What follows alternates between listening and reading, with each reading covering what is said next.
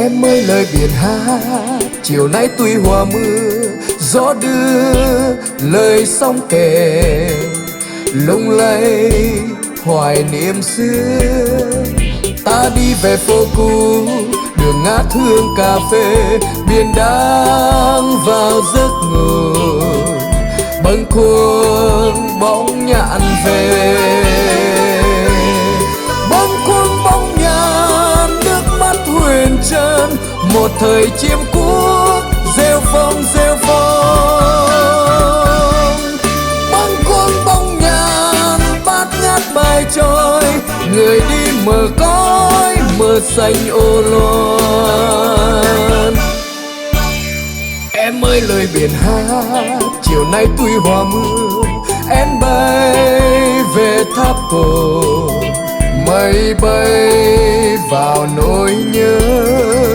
Theo anh về phía núi, gọi tiếng chiêng vào thơ, gọi gió vào hơi thở, xa xăm bóng nhạn trời. Xa xăm bóng nhạn, cây gió tuổi hoa, vừa là con sông vừa là cao nguyên. Xa xăm bóng nhạn, con mắt ta tình, mượn lời thi sĩ cho tôi yêu em.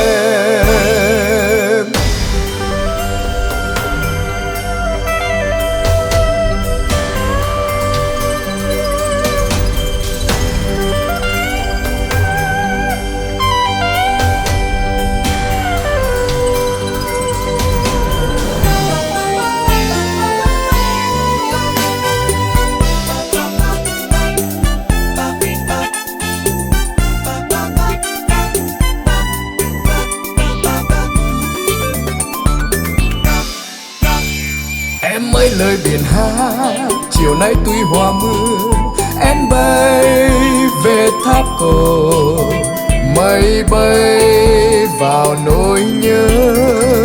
Theo anh về phía núi, gọi tiếng chiêng vào thơ, gọi gió vào hơi thở, xa xăm bóng nhạn trời.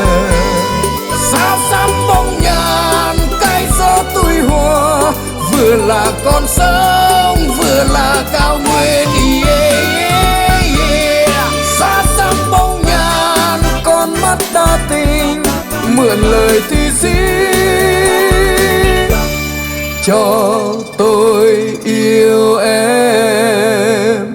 Hôm nay lời anh hát, biển sông đang ùa sang, lời anh trải thảm cỏ, hoa em sắc mơ vàng.